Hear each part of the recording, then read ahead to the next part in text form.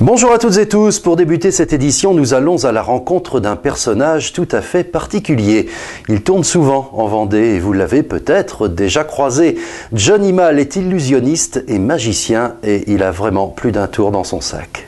Eh bien Yolande, est-ce que tu peux regarder ce billet de près? Est-ce que tu peux me dire s'il a quelque chose de particulier ou pas?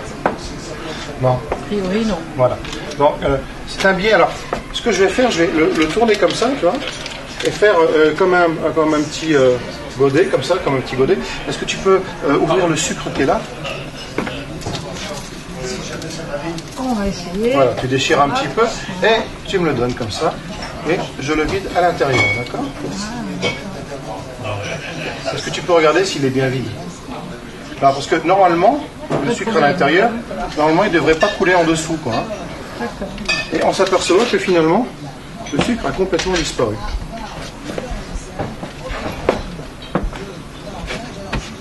Alors, où est passé ce sucre? On se le demande. Est-ce qu'il serait dans ma main gauche, par hasard? Est-ce que tu le vois dans ma main gauche, ici? Pas de sucre. Non, et pourtant, si je fais ça, regarde, pas. Le sucre apparaît. Comment cela est-il possible? Mais nous sommes un pays de la magie, parce que nous sommes dans la Vendée. Il faut savoir que la Vendée, c'est le pays magique. En fait, c'est plusieurs choses, effectivement. J'ai commencé par être mime automate. C'est-à-dire que mime automate, c'est le personnage. On se demande s'il est réel ou pas, avec le maquillage et tout. Et effectivement, j'ai commencé d'ailleurs par faire un record en 1992. C'était à Saint-Jean-de-Mont, où pendant mon record, je suis resté comme ça, pendant 24h05. On n'a pas des crampes quand même Si, un petit peu, un petit peu quand même. Mais bon, il faut gérer avec les respirations et voilà, mais ça se fait très bien. Et puis je suis donc aussi magicien. Et puis je suis aussi hypnotiseur. Mais chez vous, je peux peut-être vous endormir à travers l'écran, qui sait? Pas tout de suite parce qu'il faut qu'on poursuive l'interview. Alors,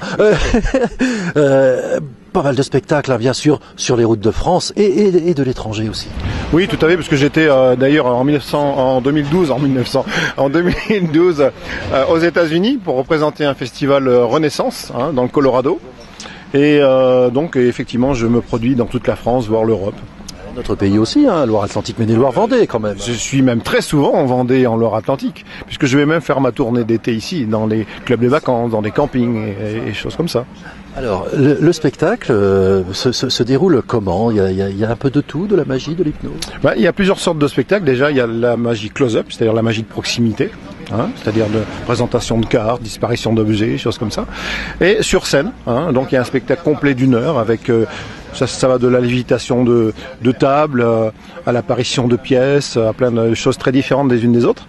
Et donc il y a aussi le spectacle d'hypnose qui dure à peu près 1h30 à 2 heures, où les gens peuvent expérimenter cette chose extraordinaire et se retrouver soit en catalepsie sur 2 tréteaux, avec moi dessus, hein, je fais 95 kilos quand même, hein, et aussi dans différents phénomènes où par exemple certaines personnes oublieront jusqu'à leur prénom.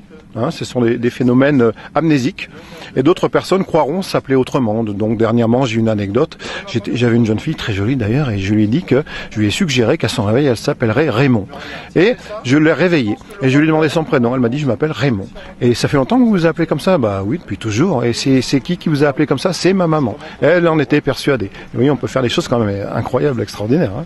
Un travail sur le corps, sur l'esprit, ce qui veut dire qu'on ne se connaît pas soi-même finalement.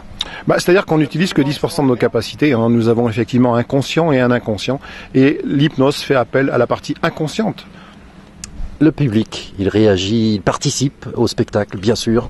C'est ça l'idée, c'est de faire participer les gens. Hein. Je demande aux gens qui sont dans le public plutôt de venir sur scène. Et donc de participer à l'hypnose et d'expérimenter l'hypnose. Il faut des dons quand même très particuliers. Vous avez été fakir aussi, je crois, à un moment. Oui, c'est-à-dire j'ai commencé par le fakirisme, c'est-à-dire je me faisais rouler dessus par des camions, hein, un camion comme le mien d'ailleurs, comme celui-ci. Comment c'est possible ça? On se concentre, il y a un état dans lequel on est. Eh bien, c'est un état mental, oui, d'une espèce de confiance que ça va marcher. On va résumer ça à ça. J'avais aussi un lit de fakir qui était un lit de barbelé. Et je me couchais sur des tessons de bouteilles et on me cassait des parpaings à coups de masse, hein, sur la poitrine. Et donc c'est maintenant des choses que je fais faire aux autres sous hypnose, parce qu'en fait entre le faire soi-même et le faire aux autres, c'est la même chose, c'est un état hypnotique. Sauf que dans le premier cas, je me mets moi-même en état d'hypnose. On défie les lois de la physique, finalement, la physique telle qu'on l'a apprise. Et complètement, bien entendu. Mais il faut savoir que de plus en plus, quand même, on en parle, puisque dans certains hôpitaux, comme l'hôpital de Rennes, l'hôpital de Lyon, etc., on peut demander à être opéré sous hypnose. Est-ce qu'il arrive que le corps médical fasse appel à vous des fois? C'est encore jamais arrivé, sauf une fois pour un dentiste. Pour les douleurs? Oui, bien sûr, parce qu'on peut arracher une dent, non seulement sans douleur, mais en plus, le sang ne coule pas après l'arrachage de dents. C'est assez phénoménal. Alors la magie, un spectacle à thème. Qu'est-ce qu'il y a? Mettez-nous un peu l'eau à la bouche là. Mais comme j'ai dit tout à l'heure, il y a différents numéros. Il y a un numéro où je fais exploser des verres à distance. Hein, c'est plus ce qu'on appelle c'est entre le paranormal et la magie.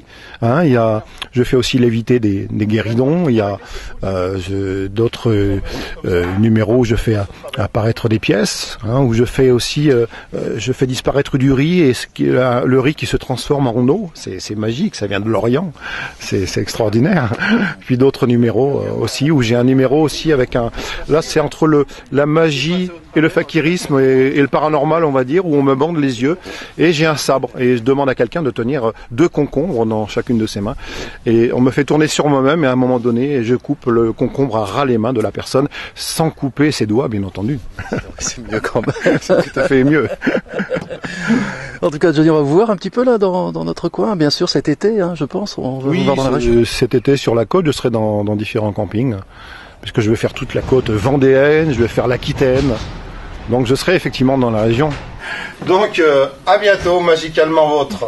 Voilà, rencontre avec Johnny Mal, l'illusionniste qui se produit souvent en Vendée. Autre chose maintenant avec...